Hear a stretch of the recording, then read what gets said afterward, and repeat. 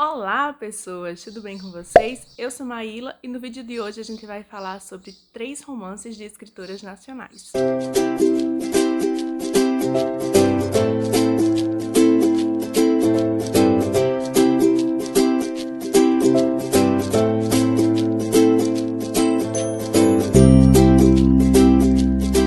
O primeiro livro que a gente vai começar hoje, eu li ali entre fevereiro e março, e é o livro Um Acordo de Cavalheiros, da escritora Lucy Vargas. Como eu falei para vocês, todos os livros que eu vou mostrar hoje são de escritoras nacionais. Esse aqui, a história se passa na Inglaterra, ali no ano de 1818. E a gente vai acompanhar a história, no início de uma temporada em Londres. Na verdade, numa festa, que é celebrada ali como pré-temporada. Logo mais adiante, quando a gente fica sabendo que é essa festa, a gente já é levado para um quarto. Então toda a narrativa vai nos descrevendo, como está, como é aquele ambiente daquele quarto, como são as disposições dos móveis, E a gente vai percebendo que tem algumas peças de roupas e joias jogadas assim de qualquer forma, E a gente já sabe, já pode imaginar que algo de errado não está certo, Então alguma coisa está acontecendo ali. E é quando nós vamos conhecer os nossos personagens principais. Sim, a gente já conhece os dois mocinhos numa cena, digamos que incriminatória, principalmente para a mocinha, tendo em vista que a gente está falando de um romance de época. Então é aqui que a gente vai conhecer a Dorothy Miller, acordando bêbada numa cama, seminua e sem saber como foi parar ali. À medida que ela vai acordando e que as memórias vão retornando, ela vai tomando coragem de explorar o quarto. E é quando a gente vê o nosso mocinho, o Conde de White. Vou deixar o nome escrito aqui porque as pronúncias em inglês, não são meu forte. Então, à medida que ela se acorda, que ela começa a explorar ali o quarto e ter lembrado o que foi acontecendo, e confrontar aquele homem ali também seminu, diante dela, a gente sabe, que os dois se conheceram nessa festa e acharam a festa, um tanto quanto chata, e ele, por ser primo da anfitriã, sabia onde tinha vinho de melhor qualidade, escolhe lá um vinho de melhor qualidade, e os dois, por terem se dado tão bem, logo de imediato, começam a contar sobre sua vida e chorar suas penas enquanto estão bebendo. Até que chega um momento que toda aquela conversa vira algo mais e os dois acabam parando no quarto de Tristan Thorne, que é o Conde de White. Quando Dorothy finalmente se dá conta do que aconteceu, ela fica desesperada. Primeiro que ela é uma moça de família, então ela não deveria estar na cama com nenhum homem, já que ela não é casada com este homem. E segundo que Tristan Thorne, o Conde de White, é famoso, por ser um libertino. Então, em meio a discussões, desesperos e comentários bem sarcásticos, por parte das duas personagens aqui, os dois se separam aquela manhã, Dorothy volta para o seu quarto escondida e esperando, confiando que o Conde não vá contar nada do que aconteceu, Ela sabe que o Conde não vai ter interesse de contar, porque senão ele se incriminaria também e, lógico, ele, sendo um conde, teria que casar com ela e reparar a honra lá da jovem, e casamento é uma coisa, que nem passa na cabeça do conde. Então, depois desse primeiro capítulo bem conturbado, a gente vai conhecer cada um desses personagens, separadamente. E a gente vai saber que Dorothy é órfã, mora com o seu tio e com uma prima, O seu tio já é viúvo e aí, como sua prima é mais nova que ela, Dorothy tomou para si a responsabilidade de cuidar dessa prima e de casar essa prima. A própria Dorothy já está, já passou, digamos assim, da idade de casar, já está ali depois dos 20 anos, E ela acha que ela tem que casar a prima, E que ela pode se virar muito bem sozinha sem casamento. Já sobre Tristan Thorne, a gente vai saber que ele também é um órfão, é filho, de um segundo casamento do antigo conde de White. Esse conde se casou já, esse segundo casamento, ele já era muito velho, E ele se casa com uma mulher que não era rica, o que faz com que toda a família dele volte as costas, para essa nova esposa e para essa criança que nasce, da união dos dois.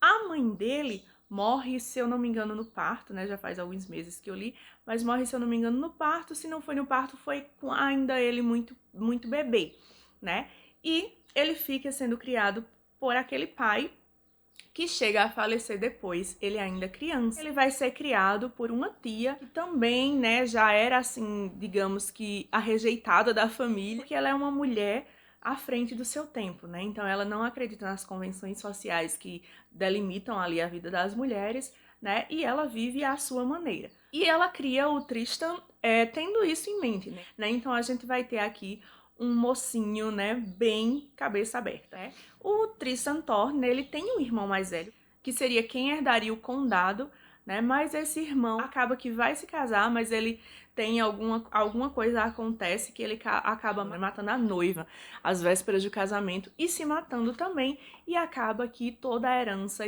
e o título cai no colo do menino Tristan Thorne. Mas também a gente fica sabendo, né, que essa tia de Tristan morreu, que ele suspeita que não tenha sido uma morte natural, né, e ele está ali investigando aquela morte. Mas, como essa história é um romance, né, aqui o foco maior vai ser no romance, o Conde de White não consegue esquecer Dorothy Miller, né, com quem ele passou ali a noite e não chegou às vias de fato, né, porque ela acabou adormecendo, e ele não consegue tirá-la da cabeça. Então ele vai atrás dela, né, e vai lançar uma proposta para ela. Ele propõe um acordo de cavalheiros. E o acordo consiste em que eles sejam amantes durante a temporada, né? Mas que os dois só podem ficar um com o outro e que eles não podem se apaixonar. O que a gente sabe, né, gente, que é impossível. Esses dois vão se apaixonar e a gente vai viver muitas emoções com eles aqui. Então a história é um romance cheio de camadas, né?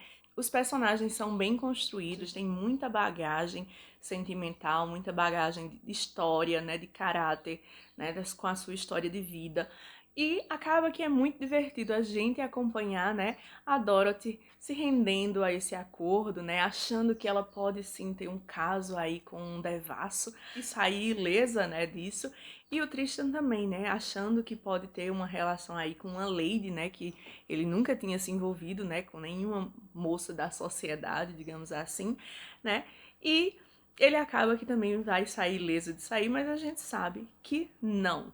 E no meio desse romance, né, a história de vida desses dois vai se cruzar muitas vezes e a gente acompanha também quem é o Tristan por trás do Conde de White, né? Qual foi a vida que Tristan criou para si, né, quando ele era apenas um segundo irmão. E aqui a gente tem uma coisa meio que um romance policial aqui, uma coisa meio investigativa, que é bem legal também. O que eu achei da história, né? É um romance muito bonito. Eu gostei muito do personagem masculino, de todos os personagens, mas o Tristan Thorne, né? Ele é um personagem muito bem construído. Só acho que o que deixou a desejar um pouquinho nesse romance foi, principalmente no começo, a questão da narração, a descrição das coisas, das personagens, dos ambientes, ficava um pouco meio confuso. E as cenas de lutas, né? Eu acho que ficou um pouquinho a desejar a questão da descrição, de você conseguir entender o que está acontecendo ali. De resto, foi um livro que eu gostei muito, inclusive eu dei 4 estrelas, né? 4 de 5. Nesse livro aqui, e eu pretendo ler outros livros da Lucy Vargas, né, porque eu gostei bastante da história que ela contou aqui. O segundo livro que eu vou conversar com vocês aqui sobre ele é O Amor nos Tempos do Ouro, da Marina Carvalho. E diferente de Um Acordo de Cavalheiro, da Lucy Vargas, essa história aqui se passa no Brasil, certo? Então essa história está ambientada no século XVIII, no Brasil. Na verdade, a gente começa essa história na França e depois o desenrolar da história é todo se passando no Brasil. Nesse livro aqui, a gente vai acompanhar a história de Cécile Lavigne. Então, essa mocinha aqui é uma francesa, né? Ela é filha de um aristocrata francês e de uma mãe portuguesa. E ela se vê sozinha no mundo quando seus pais e seus irmãos morrem num naufrágio e ela é a única sobrevivente da família. Herdeira de uma fortuna gigante, ela é mandada para o Brasil para ser cuidada por um tio. O parente mais próximo que ela tem é esse tio que vive no Brasil. O tio, muito interesseiro, né, acaba casando a Cecília, né, fazendo todo um acordo de casamento com um senhor muito rico, né, ali da região das Minas Gerais. O tio acaba fazendo esse acordo com esse senhor, né, para casar a Cecília assim que ela chegar ao Brasil. O marido tomaria posse da fortuna de Cecília, né, e ficaria mais rico, casado com uma mulher jovem, bonita, e o tio ganharia uma boa recompensa por isso. Então a gente acompanha Cecília vindo, né, da França para o Brasil, né, e já com essa tristeza de ter perdido a família e de saber que a única família que lhe restava está barganhando, né, o seu futuro. E isso é tão impactante na sua vida, né, porque ela foi criada achando que ela poderia escolher o seu futuro, né. Seus pais sempre lhe diziam que quando ela chegasse à vida adulta, né, ela seria livre para escolher o seu futuro. Então ela acaba que perde os seus pais, né, e tem o seu futuro também arrancado, assim, das suas mãos, né. Ela vai ter que viver da forma como uma outra pessoa que nunca viu na vida, né, planejou ali para ela. Então, quando Cecília chega ao Brasil, ela vai ser levada, né, do Rio de Janeiro para a fazenda, né, em Vila Rica, onde ela vai casar ali com aquele senhor. E para que ela seja levada nesse percurso, né, que dura dias de estrada, o seu noivo contrata um mercenário, né, o Fernão. Fernão é meio que um faz-tudo, né, dos senhores. Ele tem a confiança ali das pessoas ricas porque, pagando o suficiente, pode considerar qualquer serviço feito. Então a gente vai acompanhar, né, Fernão vindo buscar Cecília, achando que vai ter que transportar uma senhorinha, né, quase de porcelana e besta. E, de repente, ele se depara com Cecília e ele vê que ela não é bem assim, né? Então a gente já começa a perceber, né, um estranhamento ali por parte dos dois. Cecília também tem uma visão, né, de quem seria Fernão, de que tipo de homem é esse, como é o caráter desse homem. E os dois, né, durante essa viagem, acabam percebendo, né, que tinham criado ali uma ideia um do outro que não condiz realmente com o que eles são de fato. Então Cecília vai despertando em Fernão, né, esse encantamento por não ser uma senhora rica e besta e que não fala com ninguém, muito pelo contrário, ela se mostra curiosa, né, e se mostra bondosa e preocupada com todos da comitiva, inclusive com os escravos, né, e também Fernão vai despertando, né, sentimentos diversos em Cecília. Como eu falei, né, ela tem uma ideia ali de como seria o caráter desse homem, porque ela sabe que ele é essa pessoa contratada para fazer todos os serviços que os senhores da região querem. E ao mesmo tempo ela começa a sentir, né, ali em meio a esse sentimento de repulsa e medo, né, que ela tem dele, ela começa a sentir algo mais, né? Começa com desejo, depois com admiração, e esse sentimento vai evoluindo. Mas Fernão é um homem de palavra, né? E ele tem que entregá-la ao seu futuro marido, né? E ele o faz. Chegando à fazenda do seu noivo, é que Cecília vai viver grandes aventuras. E a gente vai acompanhar várias aventuras desses dois, né? Tentando se livrar dessas pessoas poderosas para ficarem juntos. Essa história aqui se passa no Brasil, né, como eu falei pra vocês, né, boa parte da história se passa ali na região de Minas Gerais, né, a gente tem como plano de fundo esse período da exploração do ouro no Brasil, né, tem a questão da escravidão abordada aqui, e inclusive nós temos personagens históricos, né, contracenando aqui com esses personagens fictícios. Então a autora tentou passar aqui essa carga histórica dentro do seu livro, apesar de que é um romance, né? Toda essa questão histórica é mais um pano de fundo mesmo para a história, mas ainda assim eu achei bem legal, né, ela ter colocado, não ter deixado essa questão histórica de fora, né? Tem alguns furinhos assim, como por exemplo, ela descreve assim o funcionamento de um quilombo, como as pessoas do quilombo viviam, né? E a gente sabe que não era bem assim, né? E algumas cenas aqui bem cruciais para a história, né? Elas seriam impossíveis na vida real, né? Tendo em vista que os quilombolas eram escravos fugidos, né? Então eles estavam escondidos, né? Então eu acho que tem alguns furos com relação a isso, mas de resto é um livro muito bom.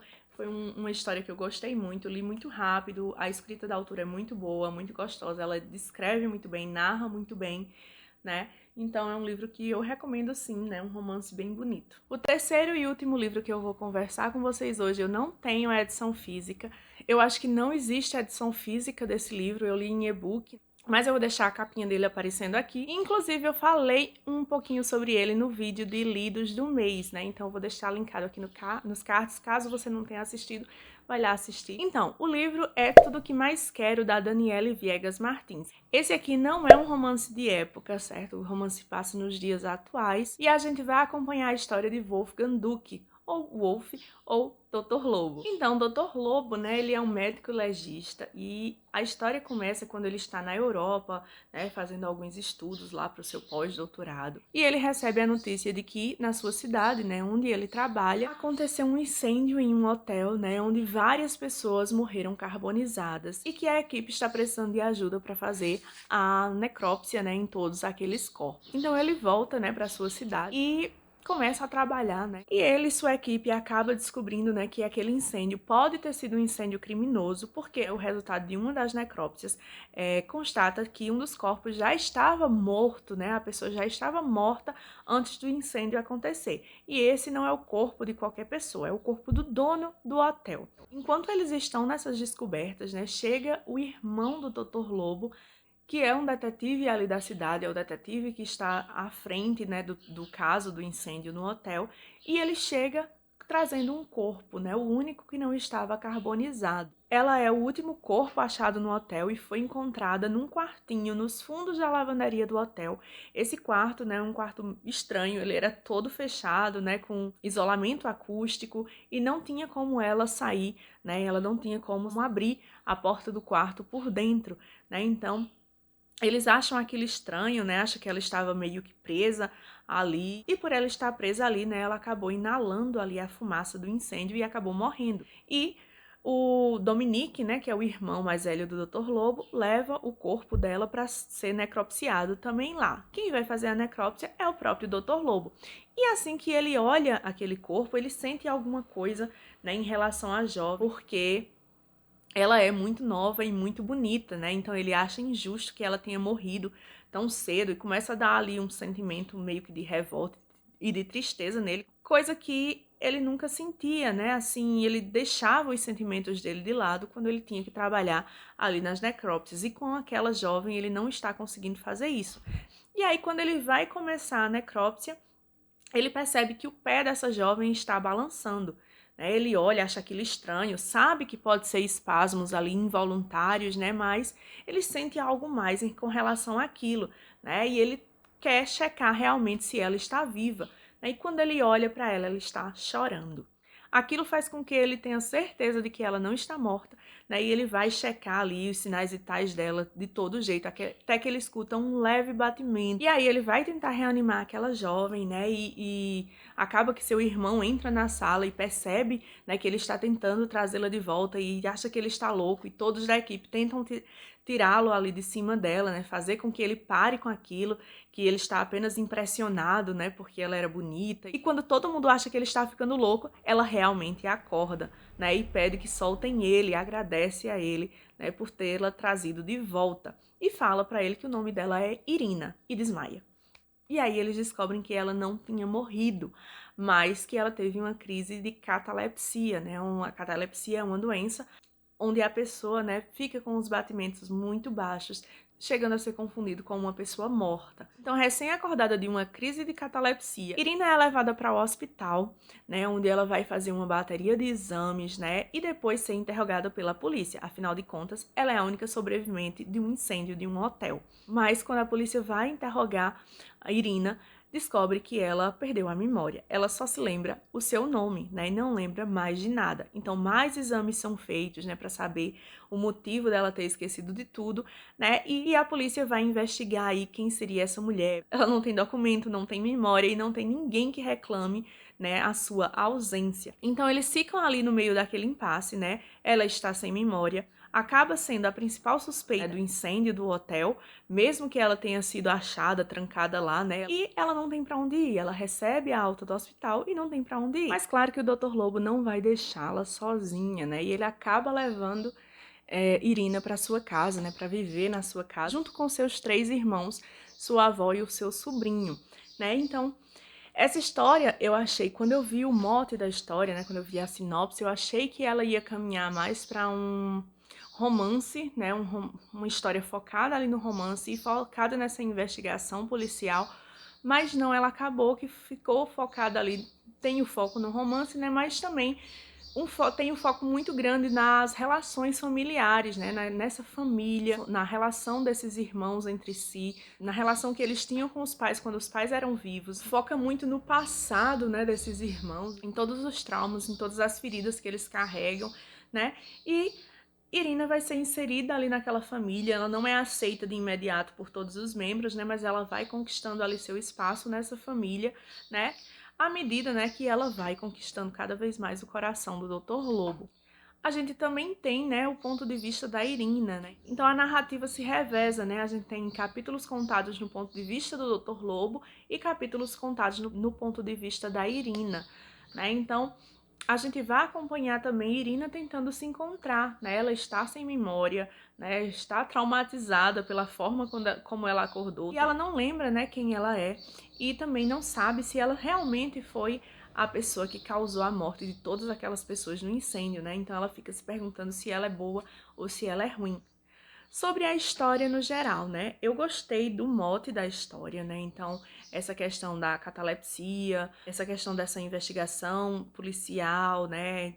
Tudo em torno desse romance, esse romance nascer assim no meio dessa turbulência. Eu gostei muito desse mote, foi por isso que eu me interessei a ler. Mas me incomodou, né, a forma como eu acho que a autora foi se perdendo na história. No sentido de que ela tinha muito para explorar disso aí, né? A perda da memória, a questão da catalepsia, o romance com o médico legista que está na investigação ali, né? A questão do crime no hotel, certo?